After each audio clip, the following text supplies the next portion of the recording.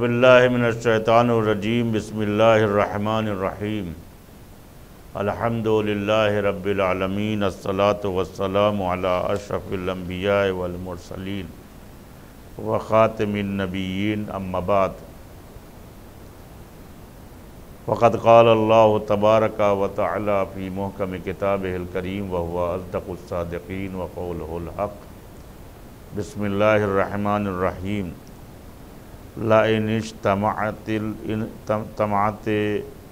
الانس والجن علی ان یأتوا بمثل هذا القرآن لا یأتون بمثلہ ولو کان بعضهم لبعض ظہیرا۔ ظاہر ہے کہ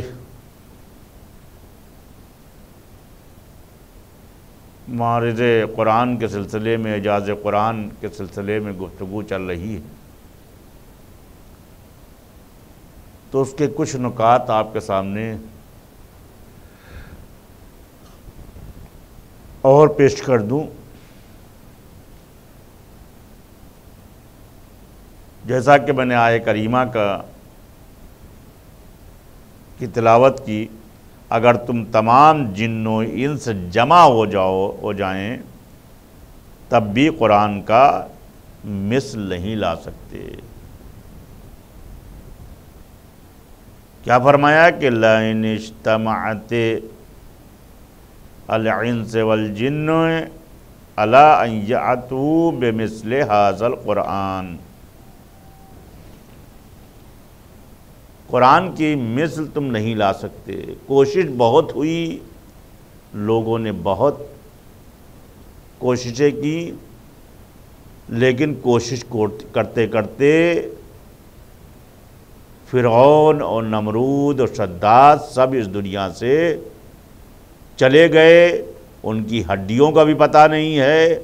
قرآن کل بھی روشن تھا، آج بھی روشن ہے اور کل بھی روشن رہے گا، یہ وعدہ ہے اللہ کا۔ جو رسول اکرم صلی اللہ علیہ وسلم نے مجھے بتا دیا ہے کہ حوض کوثر پر قرآن اور ہم دونوں ملیں گے، تو یہ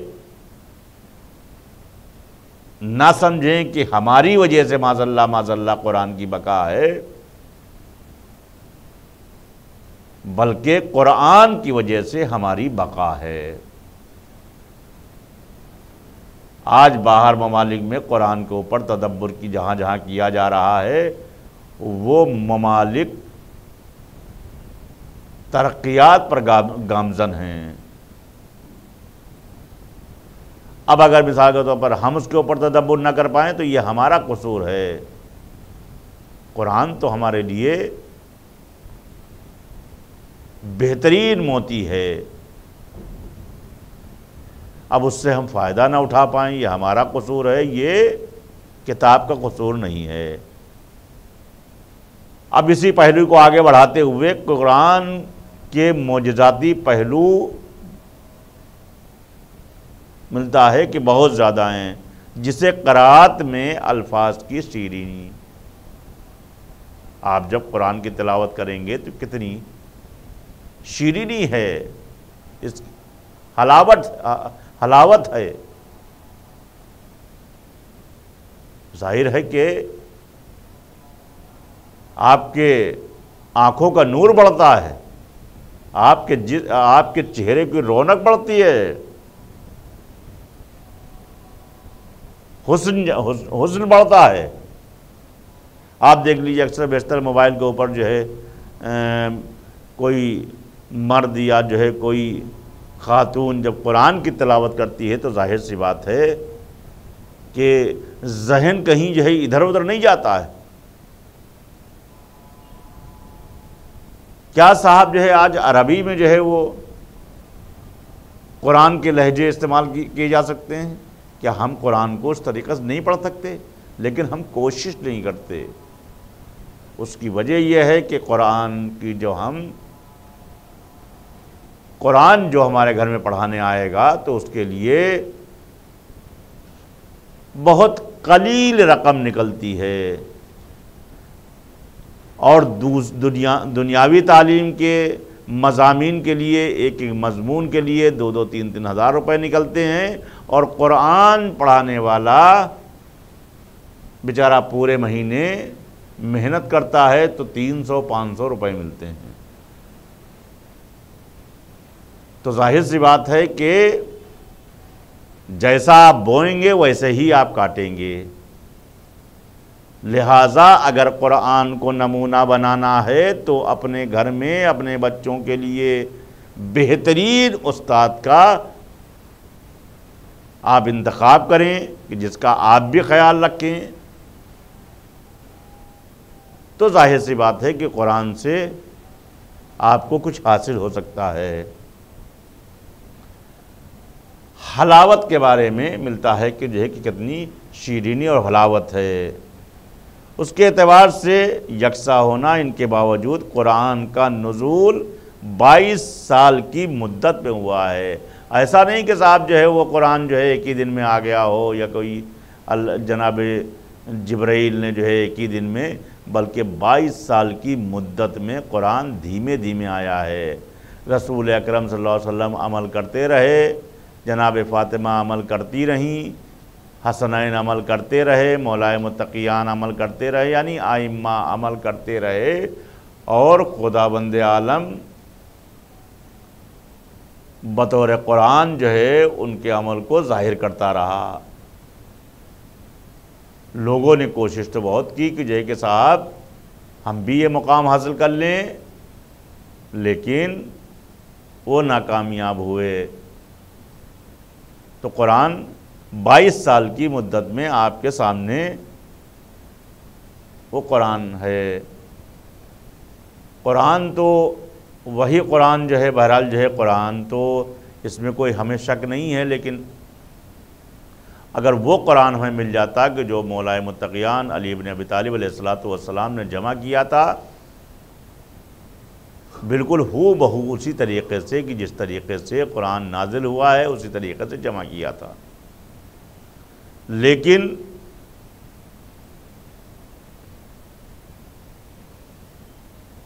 جو بعد رسول جو یعنی جنہوں نے اپنے کو حکمراں بنا لیا تھا اور سقیفہ سجایا تھا، انہوں نے مولائے متقیان کا جمع کیا ہوا قرآن ایجاد نہ ہونے دیا۔ بہرحال اس پہ ہمیں کوئی شک نہیں ہے، یہ بھی قرآن جو ہمارے سامنے ہے یہ عثمانیہ قرآن ہے، جن کو یہ یعنی مسلمان آج امت جو ہے تیسرا خلیفہ کہتی ہے،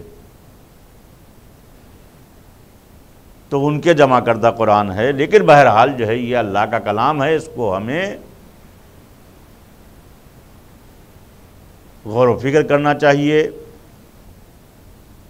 یہ ایک علوم کا، تمام علوم کا خزانہ ہے، علوم کا ایسے علوم کو بیان کرنا جن کا اس زمانے میں کوئی نام و نشان نہیں تھا، تو ظاہر سی بات ہے کہ ایسے علوم کو آج جب ہم دیکھتے ہیں تو ظاہر سی بات ہے کہ حیرت ہوتی ہے کہ قرآن میں اس وقت کو بھی بیان کیا گیا ہے کہ جب دنیا میں کچھ نہیں تھا، اور اللہ نے بیان کیا ہے، تو اس سے ثابت ہوتا ہے کہ یعنی جو ہے پروردگار توحید کی مدلل دلیل ہے، لہٰذا ہمارے لیے یہ معجزہ ہے ایسے امور کے بارے میں پیشن گوئی کرنا کہ جو بعد میں واقع ہوئے ہیں، یا قرآن جو ہے ہمیں آگے کے مستقبل کے حالات سے آگاہ کرتا ہے۔ تو ظاہر سی بات ہے کہ جو ہے کہ اب یہ معجزہ ہی تو ہے ہمارے لیے، ایسے اقوام کے بارے میں خبر کرنا جن کا کوئی نام و نشان تک باقی نہیں بچا تھا۔ انسان کی زندگی کے لیے جامع دستور حیات کا بیان کرنا انفرادی و اجتماعی تمام پہلوؤں کو مد نظر رکھتا ہے۔ قرآن کا تحریف سے محفوظ رہنا اور کئی صدیاں گزرنے کے باوجود اس کا پرانا نہ ہونا اس کے معجزاتی پہلوؤں میں سے ایک ہے۔ ظاہر ہے کہ میں نے آپ سے عرض کیا کہ جو ہے کہ قرآن کا ایک ایک لفظ ہمارے لیے معجزہ ہے، اور اسی طریقے سے جس طریقے سے قرآن جمع کیا گیا تھا وہ آج بھی قرآن ہے۔ لوگوں نے کوشش تو کو بہت تحریف کی لیکن وہ موکی کھا کے رہ گئے۔ اس کے باوجود کہ انسان کو چھوٹ دی گئی ہے اور اس کو اکسایا گیا ہے کہ قرآن کا جواب لے آؤ، پھر بھی کہا گیا ہے کہ اگر تم جو ہے قرآن کا جواب لا سکتے ہو تو لاؤ، مگر انسان اس بات سے عاجز ہے کہ قرآن میں ایک جگہ ارشاد ہوا ہے کہ پورے قرآن کا مثل لے آؤ، ان یاتوا بمثل ھذا القرآن۔ پھر دوسری جگہ اعلان ہو رہا ہے کہ صرف 10 سورے لے آؤ، پھر تخفیف کرتے ہوئے کہا گیا کہ صرف ایک سورے کا ہی جواب لے آؤ۔ تو ظاہر سے فاتوا بسورۃ من مثلہ، اگر تم کچھ نہیں کر سکتے ہو تو ایک سورہ ہی کا جواب لے آؤ۔ اگر تمام جن و انس مل جائیں تب بھی اس کا جواب لانے سے قاصر ہیں۔ ظاہر سی بات ہے کہ جن و انسان سارے مل کے بھی جو ہے اس کا جواب نہیں لا سکے اور قاصر رہے ہیں اور قاصر رہیں گے۔ ایک مقام پر اعلان ہوتا ہے کہ اگر روئے زمین کے تمام مغز مل جائیں پھر بھی ہرگز قرآن کا مثل نہیں لا سکتے۔ جو کچھ بھی قرآن روئے زمین پر ہے یہ سب مل جائیں تب پر بھی جو ہے قرآن کا جواب نہیں لا سکتے۔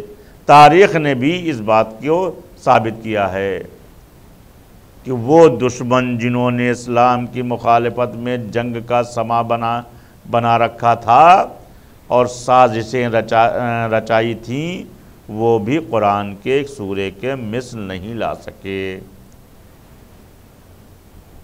کیا معجزہ اس کے علاوہ کوئی اور چیز ہوتی ہے؟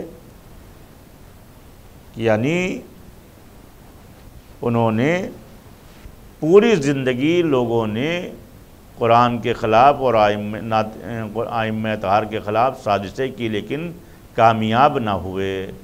تو کامیاب نہ ہونا ظاہر ہے کہ جو ہے کہ کیا یہ معجزے کو نمایاں نہیں کرتا؟ لہٰذا ہم کو اس قرآن سے متمسک رہنا چاہیے۔ شیخ صدوق علیہ الرحمہ نے امام رضا اور انہوں نے اپنے آباء و طاہرین کے واسطے سے امیر المومنین سے روایت کی ہے کہ آپ نے فرمایا کہ ایک روز رسول خدا نے ہمیں خطبہ دیتے ہوئے ارشاد فرمایا کہ اے لوگوں تمہاری طرف رحمتوں اور برکتوں والا مہینہ آ رہا ہے۔ تو ظاہر سی بات ہے کہ رمضان کا اور قرآن کا بہت ہی تمسک ہے، لہٰذا رسول اکرم صلی اللہ علیہ وسلم نے اپنے اصحاب کو رمضان آنے سے پہلے آگاہ کیا کہ تم جو ہے اس کی تیاریاں شروع کر رہو، رحمتوں اور برکتوں کا مہینہ آ رہا ہے۔ آپ نے فرمایا کہ جس میں گناہ معاف کیے جاتے ہیں۔ تو ظاہر سی بات ہے کہ گناہ ہمارے گناہ جو ہے اس مہینے میں معاف کیے جاتے ہیں، تو اس بہترین موتی کو ہم اپنے ہاتھ سے ضائع نہ ہونے دیں۔ اپنی تساہلیوں کے بنا پر، اپنی کمیوں کے بنا پر یہ مہینہ پروردگار کے یہاں سارے مہینوں سے افضل اور بہترین ہے، جس کے دن دوسرے مہینوں کے دنوں سے بہتر ہیں، جس کی راتیں دوسرے مہینوں کی راتوں سے بہتر ہیں، جس کی گھڑیاں دوسرے مہینوں کی گھڑیوں سے بہتر ہیں۔ یہی وہ مہینہ ہے کہ جس میں حق تعالیٰ نے تمہیں اپنی مہمان نوازی میں بلایا ہے، اور اس مہینے میں خدا نے تمہیں بزرگی والے لوگوں میں قرار دیا ہے۔ ظاہر ہے کہ اس مہینے کی افضلیت کو رسول اکرم صلی اللہ علیہ وسلم نے بیان کیا ہے۔ اب آئیے دیکھ لیجئے صاحب کہ اس مہینے کی عظمت کیا ہے۔ اس مہینے میں سانس لینا تسبیح کرنا برابر ہے، یعنی سانس لینا روزے کی حالت میں آپ کو تسبیح کا ثواب ملتا ہے، اور تمہارا سونا بھی عبادت ہے۔ سونے میں جو ہے آپ سو رہے ہیں وہ بھی عبادت ہے۔ کیوں؟ اس کے نکات انشاءاللہ جو ہے میں آگے مختصراً میں بیان کر دوں کہ جو ہے کہ آپ جب سانس انسان جو ہے وہ سونے کے جب انسان سو رہا ہوتا ہے، جب سانس لیتا ہے تو اس کے اوپر روزے کی حالت میں جب سو رہا ہے تو اس کے اوپر فرشتے نافذ رہتے ہیں۔ اللہ نے یہ ڈیوٹی کر دی ہے کہ دیکھو یہ ہمارے روزے دار ہیں۔ اس مہینے کو اگر ہم نے اپنے تساہلیوں کے بنا پر ضائع کر دیا تو ظاہر سی بات ہے کہ ان نعمات سے ہم محروم رہ جائیں گے۔ اس مہینے میں تمہارے اعمال قبول کیے جاتے ہیں۔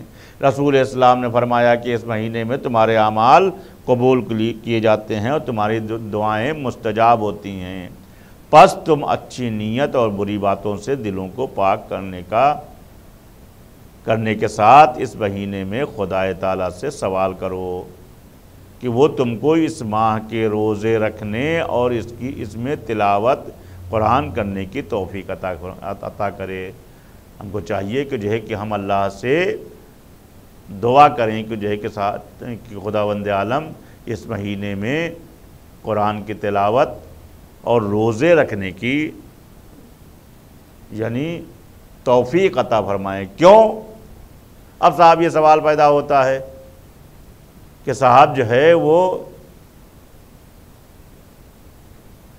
روزہ جو ہے وہ ہم رکھتے ہیں۔ اب ظاہر سی بات ہے کہ جو ہے کہ ہم معاذ اللہ بہت سے لوگ ایسے ہوتے ہیں کہ جو ہے کہ صاحب جو ہے وہ کیا رہیں اور کیسے بھوکے رہیں اور یہ رہیں وہ رہیں،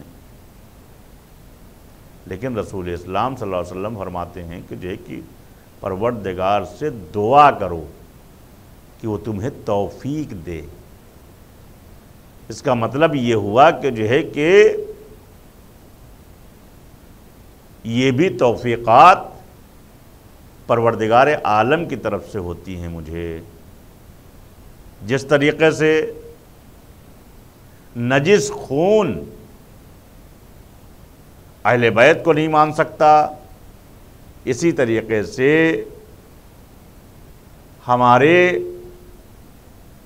ہم جو ہیں ہمارے خون جو نجس خون ہوگا وہ اللہ کی عبادت کی طرف بھی جو ہے وہ مرغوب نہیں ہو سکتا ہے۔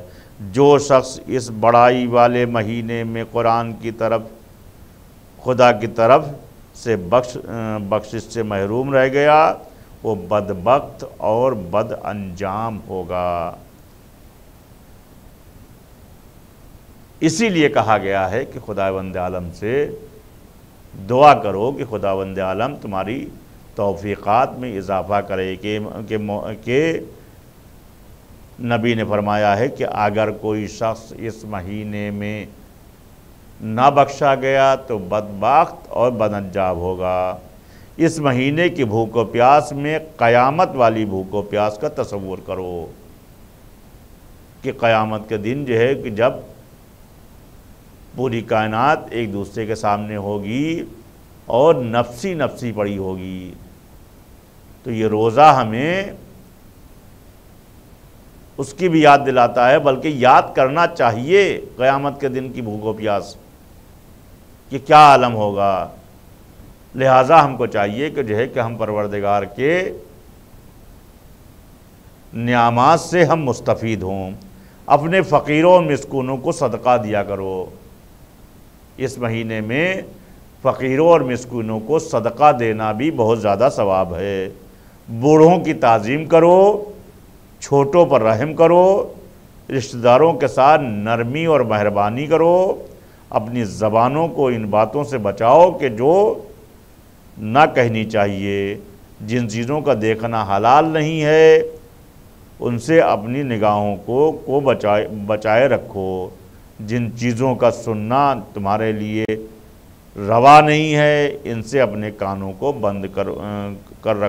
بند رکھو، دوسرے لوگوں کے یتیم بچوں پر رحم کیا کرو تاکہ تمہارے بعد لوگ تمہارے یتیم بچوں پر رحم کریں۔ بہرحال ہم کو چاہیے کہ جو ہے کہ اس مہینے میں اللہ نے اگر ہم کو نواز دیا ہے تو ہم کو چاہیے کہ جو ہے کہ ہم یتیموں پر، غریبوں پر، بیوگان کے اوپر ہم رحم کریں، اور ان کے اس لیے کہ جو ہے کہ ہم کو بھی مرنا ہے تاکہ خداوند عالم ان کے دلوں میں ہمارے مرنے کے بعد ان بچوں کے دلوں میں ڈالے کہ جو ہے کہ ظاہر سی بات ہے کہ جن کی ہم مدد کر رہے ہیں کہ ہمارے بھی یعنی ہمارے بچوں پر بھی رحم کر سکیں۔ وآخر دعوانا ان الحمد للہ رب العالمین۔